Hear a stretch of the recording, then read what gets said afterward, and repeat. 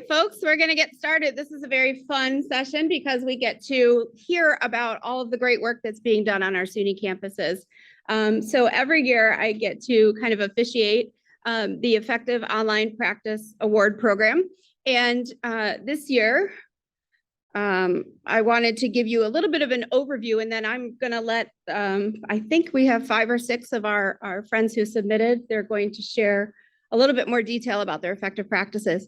I hope that you got the communications. I hope that you were able to go online and look at all of them, vote for your favorites, and that is how the awards are conferred every year by the peer voting process. So a little bit of background. The Effective Online Practices Award Program is in its 10th round. We had 7 entries this year. We have several tracks that we try to expand as different initiatives come about. You'll see we added diversity, equity, and inclusion last year. And these are really intended to kind of help us collect, share, and showcase the online best practices across our SUNY system.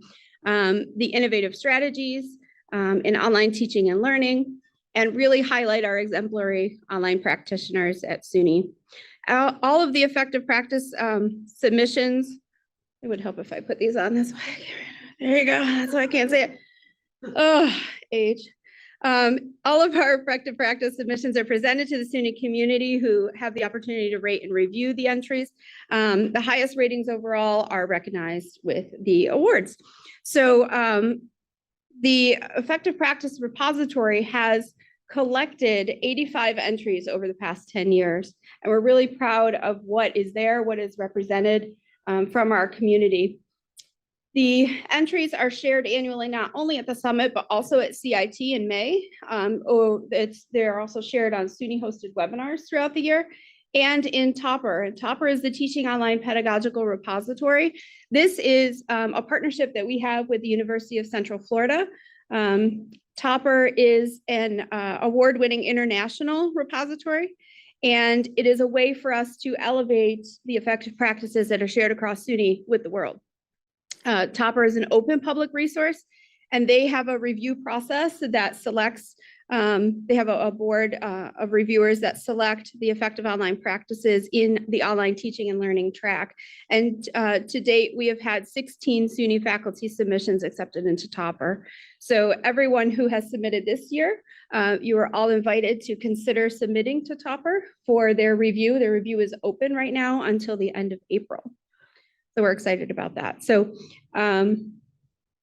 we're going to be getting into the panel presentations, and then I'm going to talk to you all about how the awards, kind of how the reviews broke down, and how everybody, how it kind of all shakes out in the end. But the first panel presentation is from our virtual audience, and I would ask for our virtual audience, if our presenters, if you are presenting, if you could maybe turn on your camera when it's your turn, that would be great, so we can see you. You could put up a picture of your dog if you want, or you could put up anything at all for your virtual background. And I also want to thank Tabby Carter for helping me moderate the online audience today. So our first presenters are from Buffalo State University, and this project was submitted by Brooke Winkleman, Kelly Garris York, and Patty George, and I know you're all on there today. So I'm going to turn it over to you. Thank you. I'll just share my screen if I can. Okay, perfect. So thanks again. I'm Brooke Winkleman. I'm an instructional designer at Buffalo State University in our instructional design and distance learning department. I'm joined by Kelly Garris York and Patty George from our School of Education in the Elementary Education, Literacy, and Educational Leadership department. So our effective practice is really kind of a collaborative process that we've developed, our collaborative OSCQR peer review process. So a little bit of background on how this came to be. Our College Senate passed a policy related to online and hybrid course offerings, essentially saying that courses that are going to be taught hybrid or online need to go through a course design review process. So in an effort to meet that policy, each of our 3 schools within Buffalo State developed an approach to meet this policy, to really live into it. that's kind of how this online and hybrid faculty fellow program launched. Within the School of Ed, a few faculty were selected. So Kelly and Patty are two of those to really be ambassadors for online and hybrid teaching and learning. We wanted to build a community of support, really a network for faculty to go to feel like they had an ally in this course review process. So in pairing with the School of Education, it's really a perfect partnership, pairing teaching practitioners with instructional designers, all with the goal of improving our course design to help students.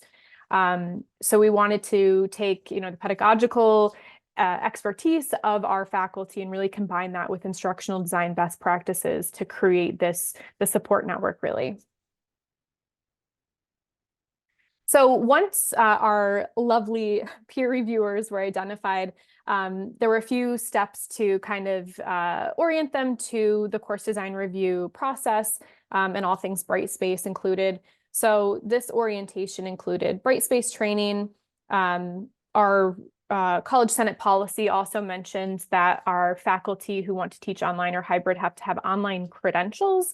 So really that's just any kind of professional development with regard to online teaching or online course design. So we offer something at Buffalo State, but that could be, professional development from Online Learning Consortium, SUNY, any other institution. So in addition to those things, our faculty also had to complete a course design review for one of their own online or hybrid courses with all OSCQR standards met. Complete accessibility training. So we also looked at Ally as part of that training. Complete OSCQR peer reviewer training. So really having our faculty go through the process of sitting down together, looking at the OSCQR standards, coming up with, different ways of meeting that standard or providing recommendations. And then the final step of that orientation was to actually do a peer review for their peer using the OSCQR rubric. So the peer review process really fit nicely with how we were already doing course design reviews. Typically on our campus, it would be, the faculty self-review and the instructional designer review. So the peer review fit so well into our existing process, which was nice. So really faculty request a course design review. They meet with our team. So myself, Kelly, Patty, and the faculty member. And then we complete our OSCQR rubric. So the faculty self-review, then the peer review, then the instructional designer review. And then from that, we develop an action plan to make those updates to the course design to better incorporate those OSCQR standards. So the benefits for this, and Kelly and Patty, feel free to jump in, if you have other things. Really, the collaboration, I think, is the greatest benefit to this process. Getting more minds together to talk about different ways of designing our courses, incorporating these best practices that we find in OSCQR, I think is always a good thing. I think faculty really like having their peer, their faculty fellow support throughout the process, just having that ally to know that you can go to and ask a question or get clarification. I think that created a really supportive model through these course design reviews. And I think, Kelly and Patty have said to me in the past that looking at other courses has even given them ideas of different things to do in their courses or different technologies or techniques to try. So it seems to have really benefited everyone involved, which I love. And then OSCQR already supported this. It had that peer tab in the rubric itself. I have a screenshot here. We kind of reformatted OSCQR a couple years ago to put all of those reviews on one level within the document, so not within different tabs. But that peer option was always available on OSCQR, so this process fits really nicely with that tool. Looking forward, we are already starting to implement this peer review process within other departments in our School of Education, but we could possibly expand this to our other schools, so our School of Professions and our School of Arts and Sciences within the university. We also have a online and hybrid community of practice that we run through Viva Engage. So additional opportunities for these faculty fellows, besides just the peer review, could be increased roles within that community of practice. We also have that online course development series we offer. There's a discussion component within there. So that could be another opportunity, making use of our faculty expertise within the online and hybrid world. That's all I have. So thank you. I know that you're going to be on the Zoom, so you could address questions that maybe come up in the chat as we move through that. But I wondered if there were any questions in the room for this team at Buffalo State. Okay. All right. Seeing none, we'll move on here to. Actually, Erin, can I ask a quick question about? I think part of the thing that you get from doing it was a micro credential. Is that right? The professor or not? No. So no, yeah, no. They when they complete the course review process, they can just teach online at that point, because that's kind of how our policy is designed. Okay. So the prize is to teach. Okay, good. Prize is to Right. teach. And a faculty feedback on your course design, and hopefully a seamless experience for students. Absolutely. Thank you. I'm going to call Donna up to the podium. Donna is from SUNY Niagara, and Donna and Lisa submitted their faculty course. I'll let you talk. Hello. Lisa and I have been working on this course for several years. To give you an idea of where we started, we were working with many campuses for quality by design. And I know several campuses first built it, and then later on, when they decided they didn't want to continue it, I kind of took it over and I started working with other campuses, and we put together faculty and instructional designers that were willing to host different weeks. It was a 4-week course. So we kind of took that course, and then unfortunately COVID kind of hit and we all spread out in our own little areas. And Lisa and I then decided we were going to take part of that course.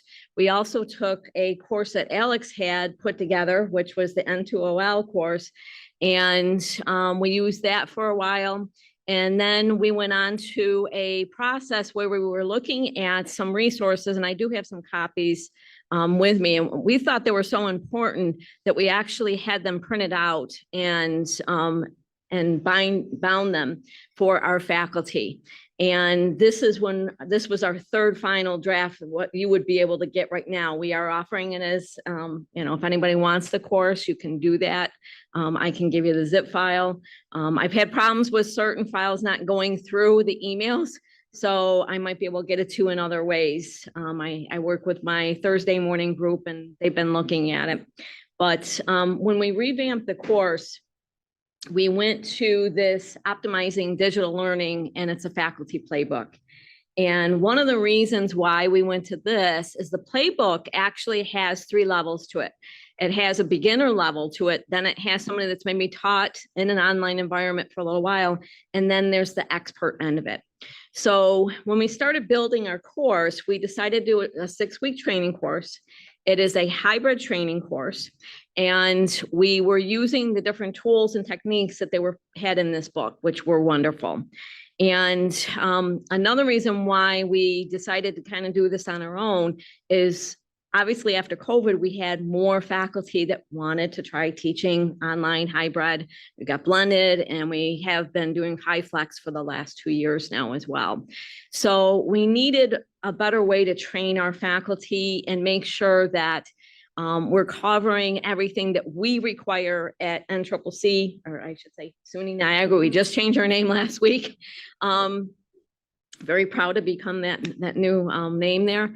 But we were trying to figure out a way to work with our faculty. And as we had more and more faculty each semester, another issue that we had was QBD we had to kind of fit it in with all the other campuses' start dates and when it fit for them.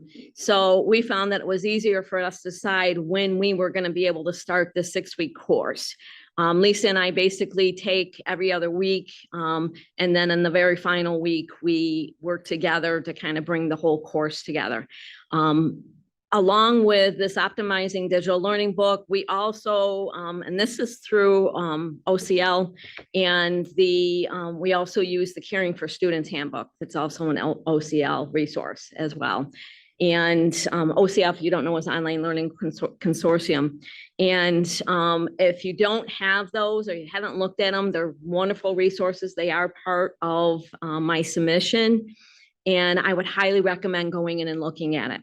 Now, another part of it is, like, right now we get about 3 or 4 faculty that we put together in this course, and we offer it twice a year. We offer it in the fall. We also offer it in the spring. And what we also do, because there's some, we have a lot of faculty that have been teaching for 8-10 years. So they were trained many years ago. So we decided that to make this more open for the brand new faculty, we've asked a experienced faculty to come in and take the course at the same time with them. So especially, if somebody wants to develop a new course and they haven't gone through training in many years, and maybe they did QBD or N2OL or whatever, because we have so many more requirements with regular and substantive interaction, the diversity, equity, and inclusion. Obviously, we've taken it for the accessibility much higher than what we've ever had before. We wanted to make sure that our faculty were getting trained in those areas. Okay, so OSCQR is a huge part of it. We have gone through and we said, why have them get OSCQR after they've developed the course? Give it to them as they're developing and making sure that they're building the course to those standards. What better way to do it? So by bringing in the experienced faculty, the discussions were more robust.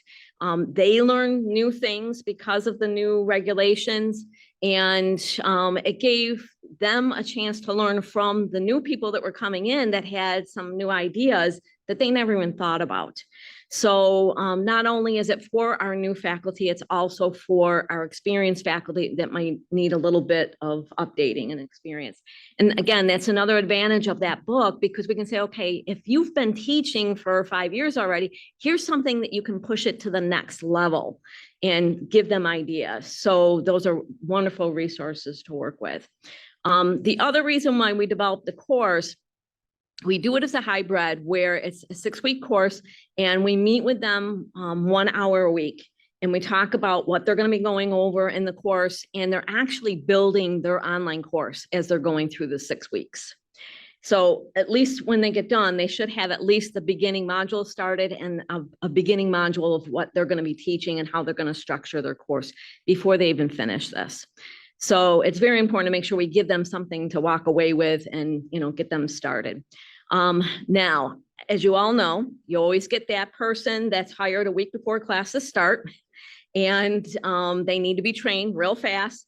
So that's where more one-on-one will come in. But we actually have this course set up along with all of our online resources as well, so that faculty, as soon as they're enrolled into Brightspace, they're automatically enrolled in this course. So no matter what modalities they teach, they have access to these resources. So, kind of keep that in mind that, everybody, no matter what, they have these, best practices of teaching, no matter the modality. So we found that by recording our 6-week sessions, we could put somebody in there even, ahead of time. We could even have them watch the videos before they even had access to Brightspace, because again, when somebody's hired new, until all their paperwork's done, they don't have access to the platform yet. So we have all the recordings that we can have them actually watch before they actually go in and have access to the courses. So we have time to prep with them. Last summer, I had 2 faculty that were hired in July, and we're going to be teaching 3 online courses in the fall. So I actually worked with them one-on-one. I met with them, but we actually did it reversed. I had them go in and watch the video and start doing the exercises of the week. And then I met with them and answered any questions that they had as they went through. So not only is it hybrid, we can also use it as a self-paced course as well. Okay, and we've had really good feedback, and in my entry, I've actually linked out to feedback. Like I said, we're willing to share this with everybody. I only have the 6-week course that I'm giving as a zip file if anybody wants it. But we also, in our full course, I've kind of separated them out. We have a section on somebody that wants to teach HiFlex, and then we also have another smaller module for anybody that's going to be teaching hybrid. So we've developed those over the last couple of years when we went into Brightspace as well. So if you're interested in that I would have to zip that course separately, if that was something that you were interested in. But I'm hoping that eventually we can get maybe, the quality design method back again and start working with other campuses. And now that most of us are in the same platform, it might be easier for us to be able to build it back up again and get people from other campuses taking the course as well. So, okay. Thank you, Donna. Any questions for Donna?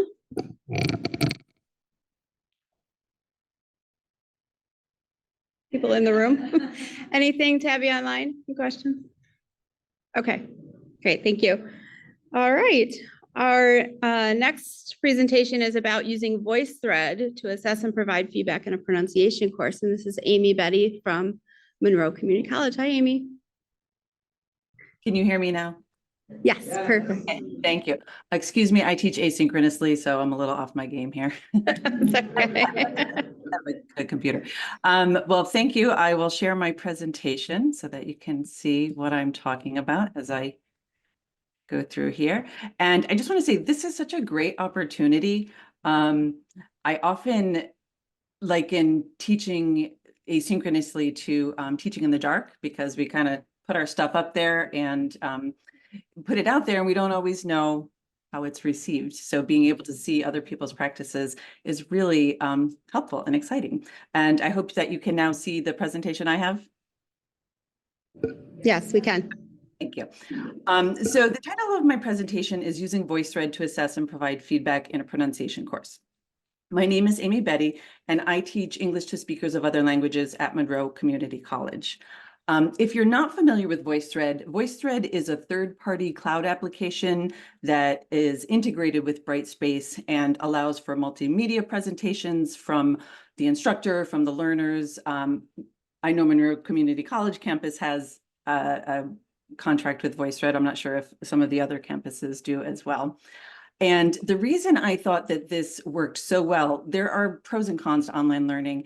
And when we developed this online pronunciation course, it seemed like the pros really stood out to having it online rather than in person. And to give some background about the actual course, ESL 139 is a pronunciation course. It's an elective, so the learners have chosen to be there. It's not a required course. And two course learning outcomes that I really stood out to me when I was putting this course together were having the learners identify individual pronunciation skill difficulties in English, and having the learners apply techniques and strategies to begin to self-correct pronunciation errors. And thinking of that type of course in a classroom and in person, it could be a large group, some people could be timid. There are a lot of factors that might inhibit some of these that I think once we moved it to an online course, really these stood out and it worked very well. As I said, in 2021, traditionally it was an in-person course. And in 2021, thanks to a professional development grant at Monroe Community College and help of the instructional technologies team, where they helped me guide me through the OSCQR rubric, we transitioned this to a fully online. And one of the ways that we did that was through using the tool third-party cloud application. In transitioning it to VoiceThread, I was keeping the principles of universal design for learning, multiple means of representation, multiple means of engagement, multiple means of action expression, and finding ways that VoiceThread could offer these to students in this online asynchronous course. So the first way VoiceThread can offer multiple means of representation is I can submit a video. I can have a video and I can have students watch that video. The videos are captioned. I can submit a document and give some audio explaining that document. Students can download that document. It's really in the engagement where VoiceThread, I think, stood out as a way to encourage the attainment of those course learning outcomes. If you see that little nervous emoji there, that is what in my submission I refer to as the affective filter, which is when we're in an environment where we might be stressed or nervous, or there's something that is, taking up some space in our mind where we can't focus on the task at hand. That is a big part of language learning. And if you've tried to learn another language and maybe order something at a restaurant in a foreign country, or even if you are in a situation where you're nervous in your own native language, that affective filter can really play a part in whether you learn. In terms of VoiceThread, the engagement can be in terms of watching a video or of commenting on a video. And students, it's a pronunciation course, so they have to comment either with audio or with a small video. VoiceThread also has the option to give a text comment. And it's just a way for students to be in their own environment, have it be quiet, have them be ready, have them not be put on the spot to have to answer a question in front of a class. And it gives them the opportunity to make the comment when they want and to record the comment and listen to that comment. In terms of action and expression, the box that you see there on the left, that's how the students comment. They either press the microphone to make an audio comment, they press the video for a video comment. We do have assignments where they actually upload something, a PowerPoint, and then we'll make comments on that. As I said, in this type of course, I don't use the text comment too much. I use it in other courses. And the other image that you see is a screenshot of me giving some video feedback. The student information is masked. But one of the pluses of using VoiceThread is, in addition to having those comments where students can hear each other, they can possibly hear other students who are struggling with the same type of pronunciation skills. There is a way to set up VoiceThread so the comments are private. And I set it up so I'm the only person who can hear it, and I give feedback. You can see there's a little lock on my image there, directly to the students. And it's almost like having a one-on-one pronunciation coach, because that's where I actually will do a video of myself and kind of point to my mouth, my lips, my tongue, and explain some of the techniques that are really crucial to pronunciation and share that with the student privately, not having to do that in front of the class. So going back to those course learning objectives, identifying individual pronunciation skill difficulties in English, with VoiceThread, the learners can listen to themselves and identify their pronunciation challenges. It's not easy in a class when you're speaking out loud to listen to yourself and maybe some of the challenges you have. Applying techniques and strategies to begin to self-correct pronunciation errors, learners can record themselves and re-record as many times as they want before they submit. So they have the opportunity to do that with VoiceThread. And, in summary, a key part of improving pronunciation is noticing errors and self-correction. Using VoiceThread, students have the opportunity to listen to their own recordings and self-correct in real time, rather than waiting and, submitting it to me and I submit back to them. We're still a community of learners. We hear each other, we see each other, and we're able to support each other in our learning. And as an instructor, I'm able to tailor the feedback, especially to those quiet, timid voices that I might not have otherwise heard in a classroom, and really give each student one-on-one feedback to help them improve their pronunciation. And again, it's an elective course, so I know that's why they are there. So thank you for letting me share my effective online practices here in the SUNY Online Summit. And here if you have any questions.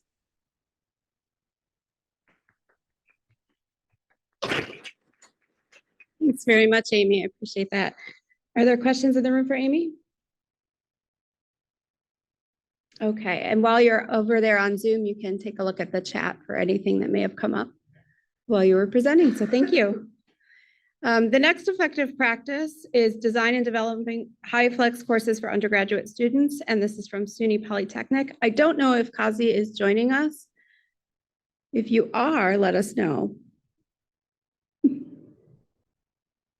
Okay, I had two people that I don't think could join us, so I just wanted to put it up there and make sure, and also to give you a little teaser to go and read more about this submission just based on titles alone. So you'll see this in a second one. The next one I do see, high flex modality. We came, we saw, but did we conquer? And this is also from SUNY Poly, and that is Shelagat Masiko. Hi, Hi, can you hear me? I can. All right, so my name is Chelagat Misiko. I am a lecturer at the College of Business in SUNY Polytechnic, and my specialty is teaching accounting courses. And I'm also a CPA with my own accounting firm. So mine will be more of an administrative concept when I talk about high flex modality. So we hear messages from our college administration that we have to improve enrollment and retention. And I asked myself, how can we improve enrollment and retention? And what are the benefits for traditional and non-traditional students? So I was lucky to have been hired in time for the ITTG Cost Resiliency Grant. So I decided to, try it out, see how the high flex courses work. And SUNY faculty from all SUNY colleges were able to participate in this grant.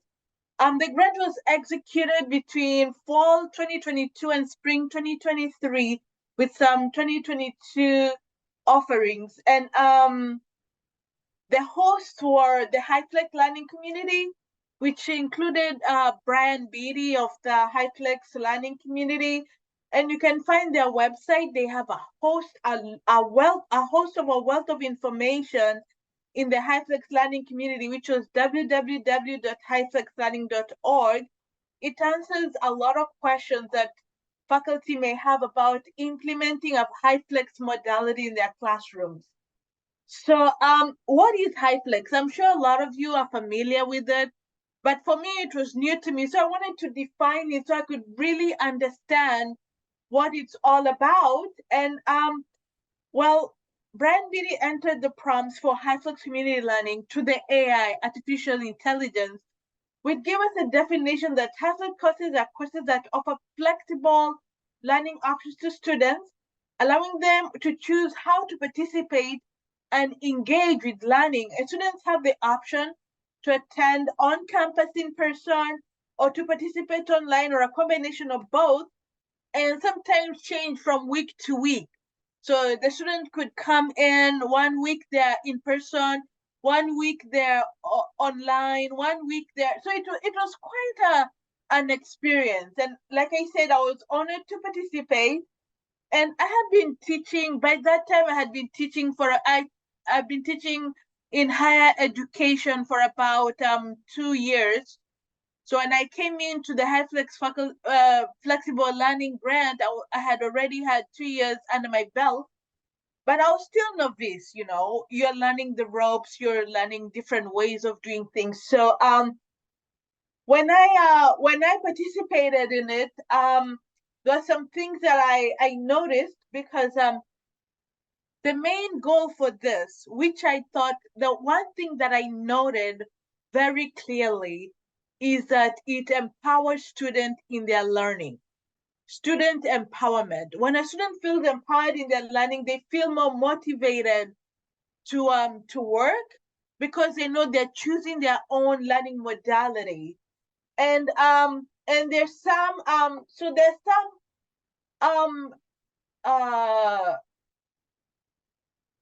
there's some results from the survey that was conducted by Donna Shelton. Okay, the survey was conducted for SUNY colleges, and out of the ones that she received feedback from, 79 students responded in the fall of 2022, and 96 students responded in the spring of 2023. They noted that 52% and 64% of students in fall 2022 and spring of 2023 respectively were very likely to take another HyFlex course if they are to choose between HyFlex course and a traditional face-to-face course. The other finding was that 68% and 65% of students in the fall of 2022 and spring of 2023 respectively were very likely to recommend a HyFlex course to another student. So this brings us to another report that was issued by EduCourse, and you can find this in the HyFlex learning community. They wanted to highlight students' perspectives on flexibility, choice, and equity concerning IT and technology-based offerings. A key finding that I thought was worth noting was that when students are permitted to choose their own modality for engaging in course activity, they're significantly more satisfied with their hybrid course experiences than students who are not permitted to choose. So that is all in student empowerment. And students who are empowered to choose their own adventure with their course modality engagements are more satisfied with their course expectations than those who do not choose.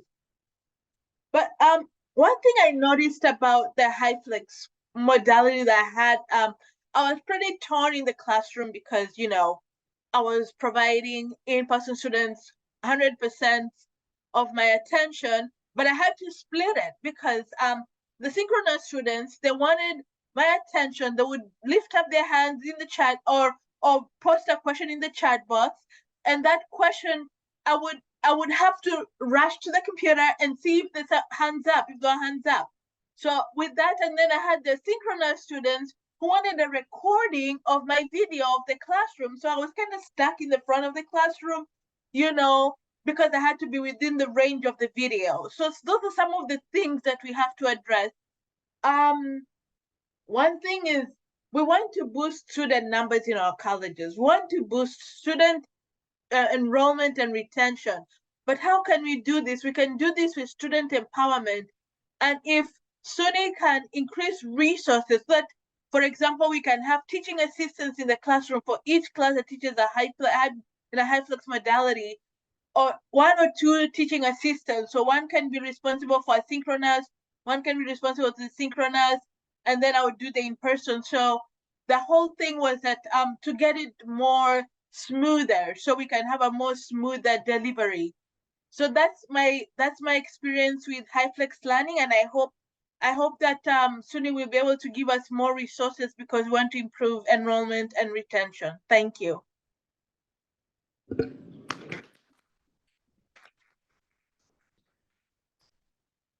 Thanks very much, Shalgat. Any questions? Donna. I was just wondering if you, with this HyFlex modality, I know everybody's kind of doing a little bit differently, but are you setting it up so that the students can change the modality that they choose week to week, or are they doing it for like the whole semester? When I did it, the modality was changed week to week. So if a student wants to come today, if she wants to come in person, they can come in person. Then next week they can come, they can be synchronous. Next week they can be asynchronous. So it changes from week to week. Okay, thank you. Mm-hmm. Other questions?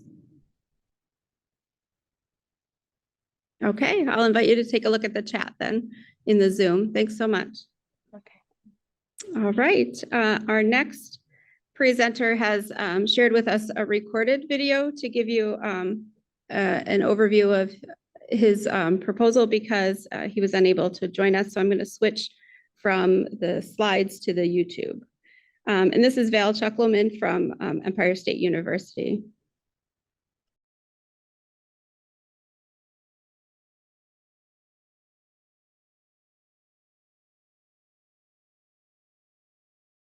Greetings to all the distinguished educators gathered in New York City and beyond. I'm an AI-driven avatar brought to life by Professor Val Chuckleman, who has entrusted me with the exciting task of representing him today. Our focus is on a transformative online practice designed to enhance and expand career skill training, not just throughout the New York State, but around the world. Our target audience in the project is working adults in their 20s, 30s, 40s, 50s, and beyond. People who want to succeed in the current skill-based economy and are interested in learning about effective personal strategies, skills management, personal branding, and building resilience and adaptability. Combined, this set of skills is often referred to as career self-management. Currently, career self-management for working adults is rarely taught academically. Usually these sets of knowledge and skills are developed in the workplace, because at our institution, we specialize in teaching working adults and are well prepared to understand and meet their needs. 10 years ago, we started a project called Career Self-Management. Today, it includes a senior undergraduate course, a graduate course, and a bunch of Coursera courses. All courses are online, well enrolled, and based on original learning materials. Let's first talk about our foundational course. It is called Career Self-Management and Self-Marketing and was designed as a capstone study in personal strategy. This 4-credit course was initially intended as a small enrollment, elective, and experimental study, but soon after, it grew significantly and became very popular. These days, it is offered in an 8 or 15-week format 3 times a year and typically enrolls 3 to 5 full groups. In addition to college credit, a SUNY micro-credential is associated with the course. Students may also receive a Credly digital badge. Over time, more than 1,000 students completed this course. A group of full-time and part-time faculty, including myself, teach the course. The course is very labor-intensive as it requires a lot of one-on-one work with students, where the instructor acts like a personal career coach. In the course, students use various tools learned in other business courses. For example, quantifiable metrics, e-portfolios, and, most recently, generative AI. Teaching this course is rewarding because students are usually very engaged and responsive. It is not rare for a student to characterize the course as one of, if not the most, valuable in their entire degree program. The global platform for online learning, Coursera, partially funded the development of a series of short online courses based on our curriculum. This was a monumental undertaking, as we needed to produce more than 150 instructional videos with studio quality. As a result, we developed a successful and well-enrolled specialization for adult learners and working professionals from more than 200 countries. The specialization was also shortlisted 2 times for the Global Award in the Nurturing Employability category. The development of open and low-cost educational resources is another project direction. A few years ago, we received funds from SUNY ITG to develop a skills management application, a website to host it, a series of videotaped instructional videos, and a supporting text. The resulting learning materials are now used in our foundational course. They are also available in a dedicated project-based course on Coursera, which is also well enrolled.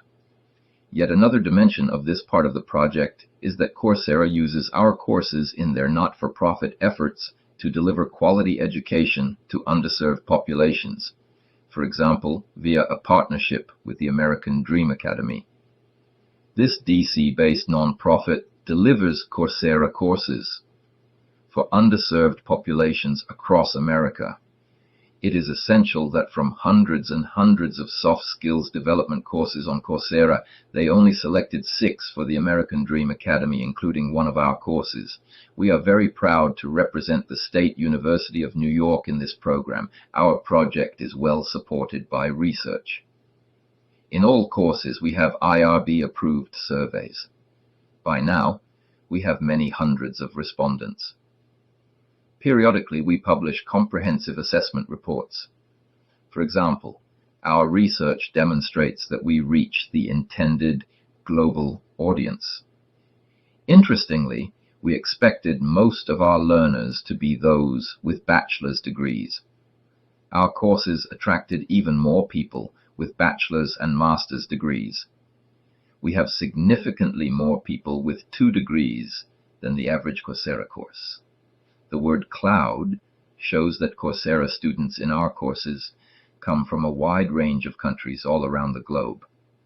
And when asked whether our course was useful, more than 90% of respondents agreed with this statement. The last thing to mention is to define where we stand now. First, we are ready to expand our micro-credential within the university, the SUNY system, and the state. We can teach it in Brightspace and offer live office hours. We can do it by ourselves or license it to interested parties. Second, this year, we have heavily engaged in utilizing generative AI, both for course development and as an additional skill to develop by students. Next week, I will give an hour-long talk about it during the Open Education Week, and I will be glad to continue. Finally, as mentioned, we have accumulated tons and tons of publishable research over the years, and we hope to be more engaged in publications and research collaborations. Thank you for your attention.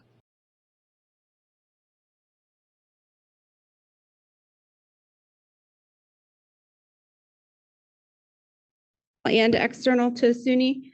And we take the number of votes and we multiply that by the ratings that were given, the rating points that were assigned to each vote. And we had 122 total votes, that is duplicated. And we had 536 total points that were awarded over the 7 submissions. Okay, so the first, we're going to go backwards and we're going to talk to you about our 3rd place award winner. And this was the VoiceThread presentation that you saw, given by Amy Betty from Monroe. She's waving. There she is. Amy, we will be sending home with you this lovely parting gift. We'll be sending this with Andrea. All right. So Amy's entry of those total points that I mentioned, Amy's entry earned 79 of those points. Second place was the collaborative Oscar peer review process that was presented by Brooke Winkleman and her team from Buffalo State University.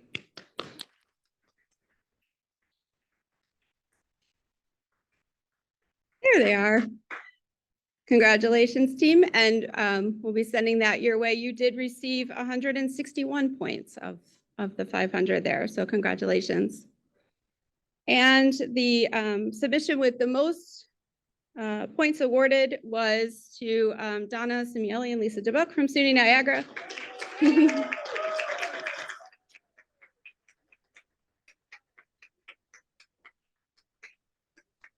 Who happens to be in the room.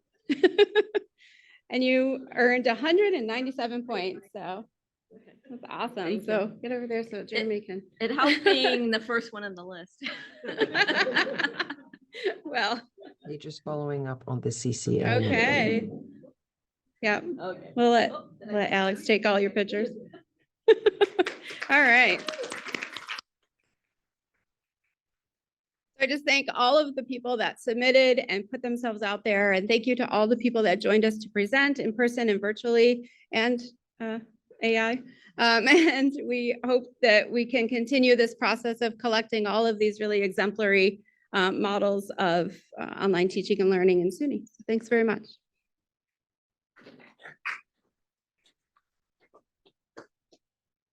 Okay. Submit and vote next year, everybody. I don't know which one you want. Thanks, Tabby, for moderating the chat. Is there anything from the chat? No? Okay. All right. Thanks to all the virtual award winners and nominees, and to Aaron for managing this great program that we have. And